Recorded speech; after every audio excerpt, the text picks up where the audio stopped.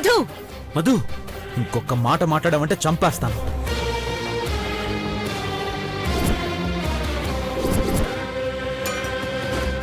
చంపేరా. ఈరోజు దీన్ని చంపుతావు, రేపు నిజం బయటపడితే ఊరంతా ఇదే కూస్తారు. అప్పుడు వాళ్ళందరినీ చంపేస్తావా? నీ కన్న తల్లి నేనంటాను, నన్ను కూడా చంపేస్తావా? అమ్మా, అవునరా, నీ పిచ్చి చూస్తుంటే అలాగే అనిపిస్తోంది. అయినా చంపాల్సింది మాటలన్నా వీళ్ళని కాదురా, నీతిమాలిన పనిచేసిన దాన్ని.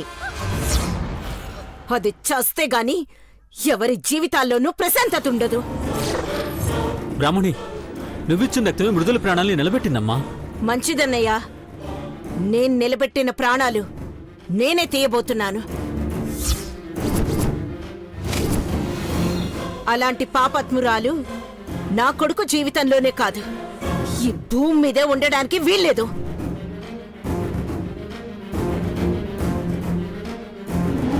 ఆ దరిద్రం బతుకుంటే పరువు ప్రాణం అన్ని పోతాయి. బ్రతకనివ్వను. అమ్మా, మృదుల ప్రాణం పైన పరువు తీసే పని చేయదమ్మా. మరి దీన్నేమంటారా? దీన్నేమంటారా? చంపేస్తా దాన్ని. అమ్మా, అమ్మా, బ్రాహ్మణి,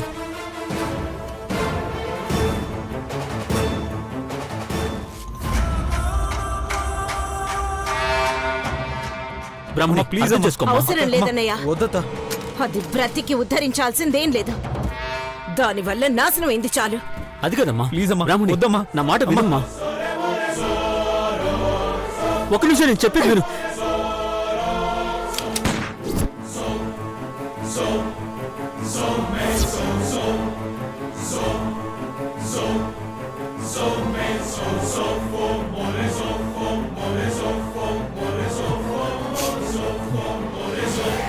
మధు, మృదులకి ఎలా ఉంది మావయ్య? కోమాలోకి వెళ్ళిపోయిందని భయపడ్డాం కానీ డీప్ అన్కాన్షియస్ స్టేజ్లోకి వెళ్ళింది. కాకపోతే ట్రీట్మెంట్కి బాగానే రెస్పాండ్ అవుతుంది. ఏ టైంలోనైనా స్పృహలోకి రావచ్చు. కానీ ఈ విషయాన్ని అంత హుషారుగా చెప్పలేకపోతున్నాను చూసావా? మృదుల స్పృహలోకి వచ్చాక తను తల్లి కాబోతుందన్న సంగతి ఎలా చెప్పాలి? ఎలా రియాక్ట్ అవుతుందో, ఏం జరుగుతుందో ఏమి ఊహించలేకపోతున్నాను. నాకైతే జరగబోయేది కళ్ళ ముందే కనిపిస్తుంది మావయ్య. ఈ విషయం తెలిస్తే అమ్మ ఊరుకోదు, ప్రళయం సృష్టించేస్తుంది మావయ్య. అన్ని మాటలు పడుతూ అవమానాలు భరిస్తూ మృదుల ప్రాణాలతో ఉండదు మావయ్య. మరేం చేద్దాం చెప్పు? దాస్తే దాగే విషయం కాదురా ఇది. మనం చెప్పకపోయినా 4 రోజుల తర్వాతైనా మృదులకు తెలిసిపోతుంది. అప్పుడేం చేద్దాం? అదే అర్థం కావడం లేదు మావయ్య. నిజం దాచిన సమస్య, బయట పెట్టిన సమస్య, ఏ పరిష్కారం లేని సమస్య అయిపోయింది. ఒకే ఒక పరిష్కారం ఉందిరా. ఏంటి మావయ్య అది? చెప్పండి. అబార్షన్.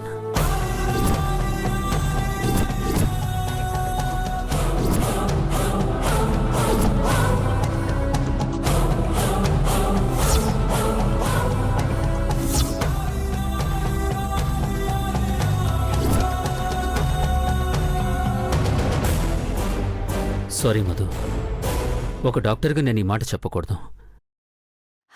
కానీ మృదులని కన్నబిడ్డ కన్నా ఎక్కువగా చూసుకున్నా ఒక తండ్రిలా ఇంతకన్నా వేరే దారి కనిపించడం లేదు. అయినా గాని అబార్షన్ ఏంటి మావయ్య? పోనీ వేరే దారి ఏమన్నా ఉందో అని చెప్పు.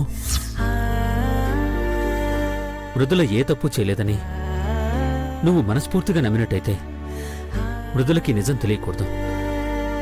తను ఎలాంటి అవమానాలు పడకూడదు.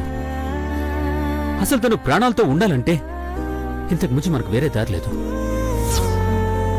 మృదుల స్పృహలోకి వచ్చే లోపల అంతా జరిగిపోవాలి. నిజం ఎప్పటికీ మన మధ్యే ఉండిపోవాలి. చివరికి మనం కూడా మర్చిపోవాలి. నాకేం చెప్పాలో అర్థం కావట్లేదు మావయ్య.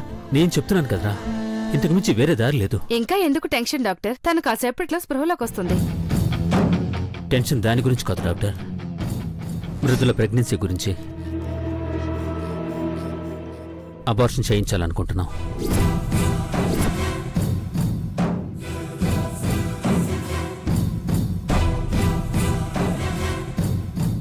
Are you sure doctor? Yes doctor, చిన్న ఫ్యామిలీ ప్రాబ్లమ్స్, చేయక తప్పట్లేదు.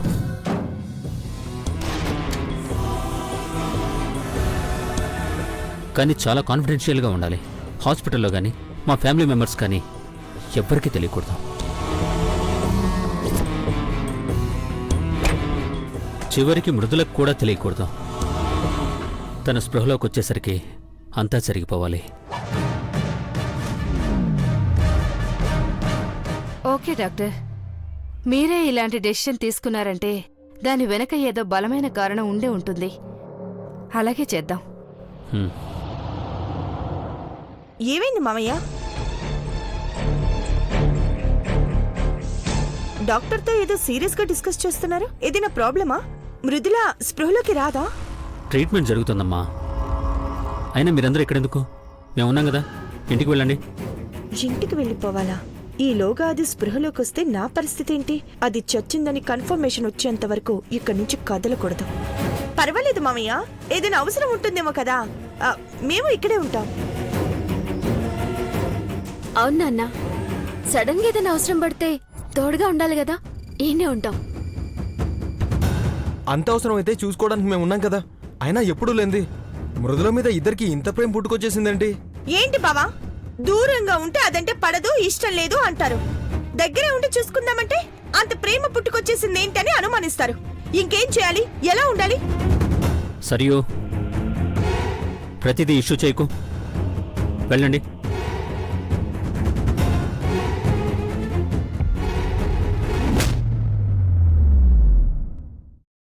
ఇవన్నీ వాళ్ళకి తెలియకూడదని పంపించేశాను రా. సరే వెళ్దాం పదా. నేను రాలేను మావయ్య, నా వల్ల కాదు. అసలు మృదులాకి ఇలాంటి పరిస్థితి రావడం నేను ఊహించలేకపోతున్నాను మావయ్య. పరిస్థితి ఇంకా దారుణం కాకూడదని ఈ నిర్ణయం తీసుకున్నాను రా. మృదుల జీవితం కాపాడుకోవడానికి ఒక డాక్టర్గా తప్పు చేస్తున్నాను, కానీ తండ్రిలా దాని జీవితం నవ్వుల పాలు కాకూడదని చేస్తున్నాను. ధైర్యంగా ఉంటా.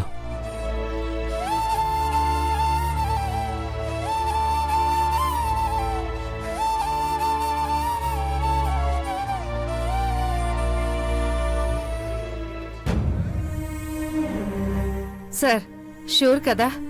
ఇంకోసారి ఆలోచిస్తే మంచిదేమో. నో డాక్టర్, నా హాస్పిటల్లోనే అది పేషెంట్కి తెలియకుండా చేయడం అంటే చాలా గిల్టీగా ఉంది. కానీ వేరే దారి లేదు డాక్టర్. ఏ టైంలోనైనా మృదుల స్పృహలోకి రావచ్చు. ఈలోపు కానివ్వండి. అలాగే డాక్టర్. చూడు, ఈ విషయం ఎక్కడా ఎవరితోనూ మాట్లాడొద్దు. డాక్టర్ అర్జున్ ప్రసాద్ గారి ఫ్యామిలీ పరువుకు సంబంధించిన విషయం. అర్థమైందా? అర్థమైంది డాక్టర్. సరే పద.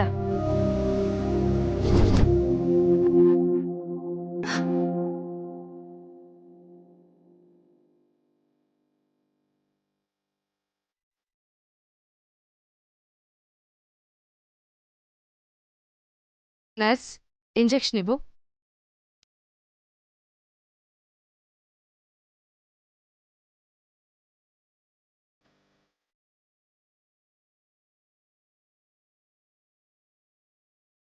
అబార్షన్.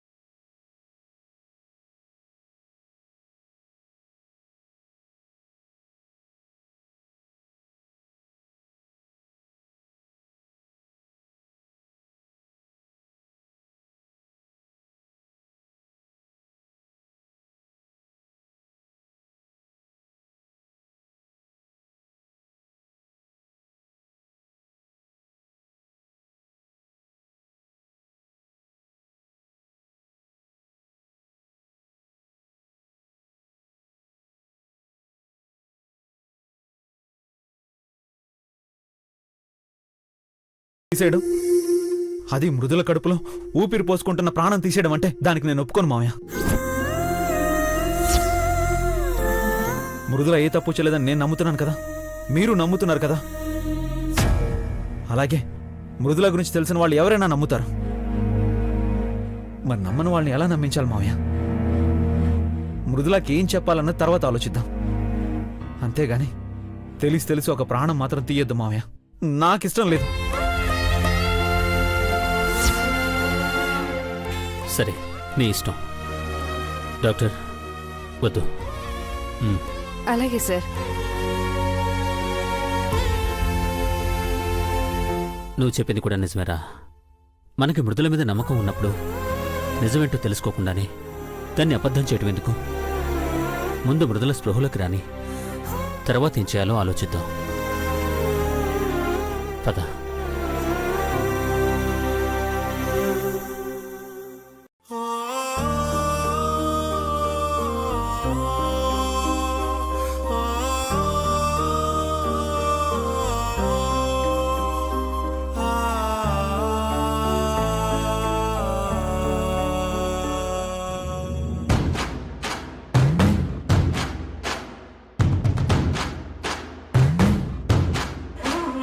కోమలోకి వెళ్తుంది, అలాగే చస్తుంది అనుకుంటే మళ్ళీ బతుకుతుంది అంటున్నారేంటి?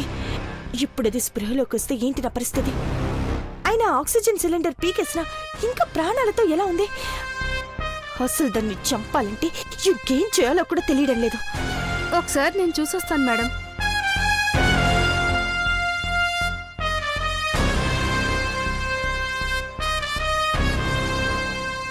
మేడం, స్పృహలోకి వచ్చింది.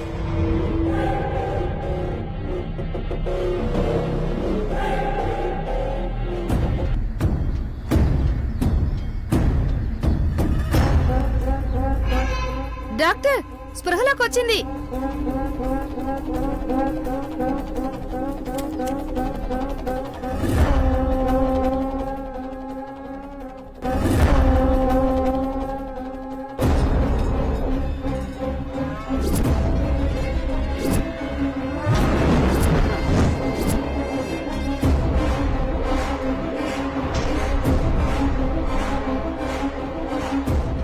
మృదులా, మృదులా, మావయ్య మృదులా ఇది మావయ్య. బెడ్ మీదే ఉండాలి కదా, ఏమైపోయింది? స్పృహలోకి వచ్చిందని ఇప్పుడే సిస్టర్ చెప్పింది కదా మావయ్య. సిస్టర్ ఎక్కడ? సిస్టర్ బెడ్ మీదే ఉండాలి కదా.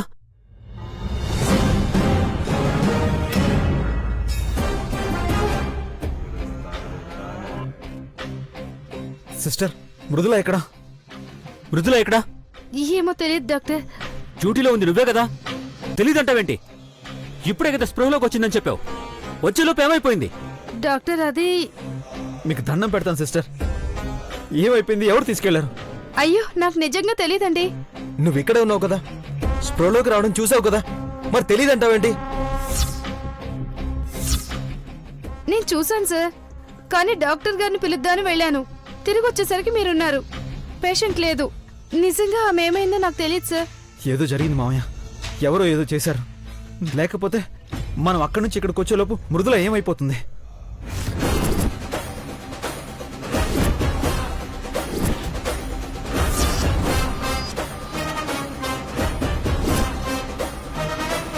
మామయ్య, మృదుల స్పృహలోకి వచ్చిందన్నారు కదా, మనం వచ్చే లోపల ఎటైనా వెళ్ళుంటుందా? ఛాన్సే లేదు సరయు. స్పృహలోకి వచ్చినా లేచి నుంచోనే స్ట్రెంగ్తే ఉండదు. మరైతే ఇప్పటికిప్పుడు ఏమైపోతుంది మామయ్య? నాకెందుకో మృదులే కాస్త ఓపిక తెచ్చుకొని అటో ఇటో వెళ్ళిందేమో అనిపిస్తోంది. అయినా బాగా నీరసంగా ఉంటుందన్నారు కదా, వెళ్ళినా ఇక్కడ ఉండుంటుంది. వెతుకుదాం మామయ్య. అవును మావయ్య, ఇక్కడ ఎక్కడో ఉంటుంది. అందరం వెతుకుదాం మావయ్య. సరే పదండి. పదండి.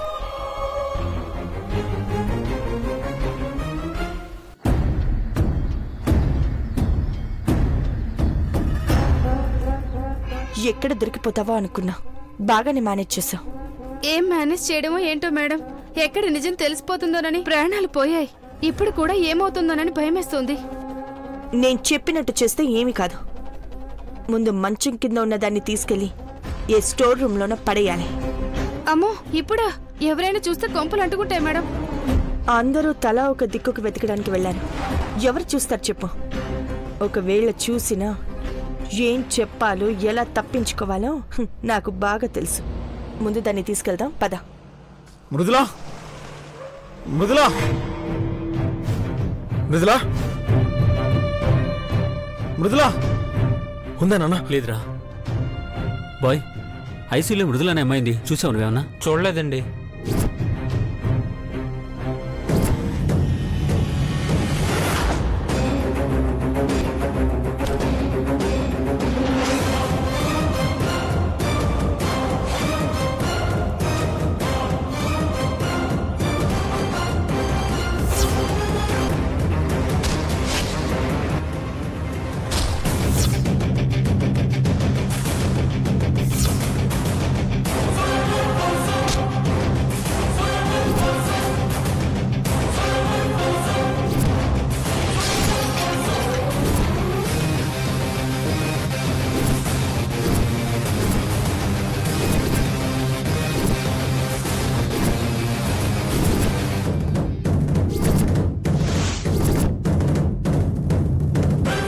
బావా కనిపించిందా? లేదు లేదు సరే, ఎక్కడ కనిపించలేదు. నేను వెళ్ళి వెతుకుతాను.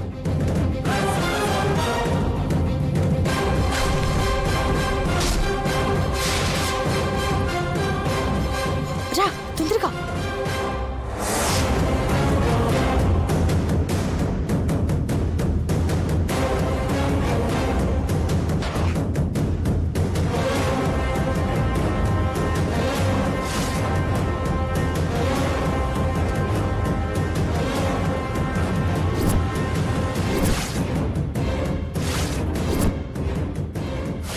నేను చూసుకుంటా, నువ్వు ఇక్కడే ఉండు.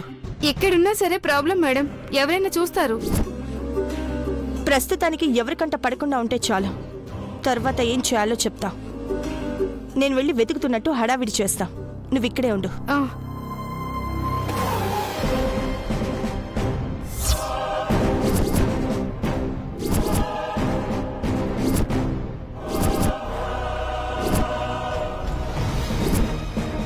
ఇక్కడేం చేస్తున్నామ్మా?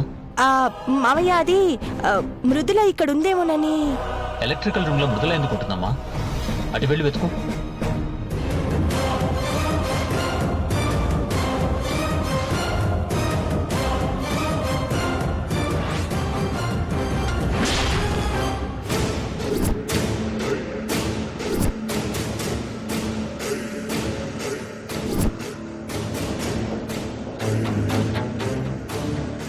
మాన్సి కనిపించిందా?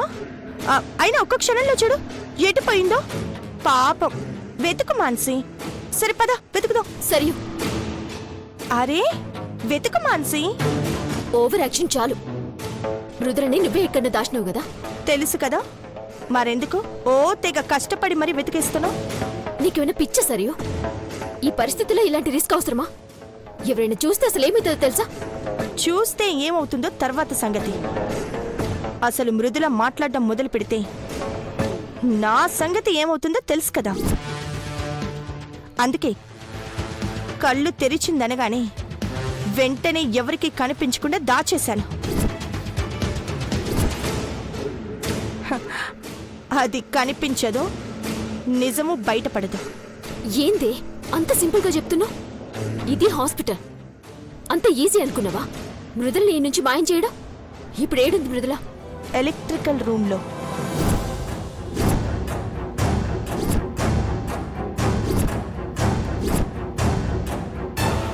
ఎలక్ట్రికల్ రూమ్లోనా? ఈ కండిషన్లో అట్లా ఏడబడితే ఆడ పడేస్తే చస్తుందే. చస్తే చావని. మనకు కావాల్సింది అదే కదా. అసలు అది స్పృహలోకి వచ్చాక ఏమంటోందో తెలుసా? నాన్న సరియు అని నా పేరే కలవరిస్తోంది. అది బ్రతకూడదు మాన్సి.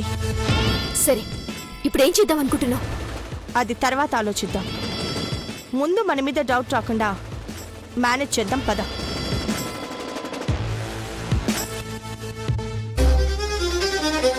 కనిపించిందా మావయ్య? లేదురా. హాస్పిటల్ మొత్తం లోపల బయట అంతా వెతికాం, ఎక్కడా లేదు. ఏమైపోయి ఉంటుంది? మావయ్య, ఒకవేళ తనకి నిజం తెలిసి వెళ్ళిపోయి ఉంటుందా? అసలు తను స్పృహలోనే లేకపోతే ఎలా తెలుస్తుంది మధు? ఛాన్సే లేదు. అయితే మరి ఏమైపోయినట్టు? అయినా మరి ఇంత దారుణమైన పరిస్థితి ఏంటి మావయ్య? ప్రాణాలు పోయే పరిస్థితి నుంచి బయటపడిందనుకుంటే తల్లి కాబోతుందన్న భయంకరమైన నిజం తెలిసింది.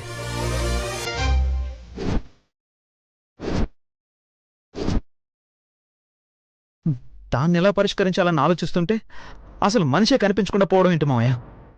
మృదులకేమైనా అయిందేమోనని భయం వేస్తుంది మావయ్య. అసలు అసలు నా మృదుల నాకు దక్కుతుందా? దక్కుతుందా?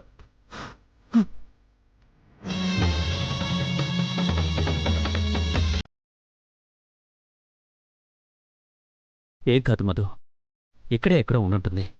కనిపిస్తుందిరా.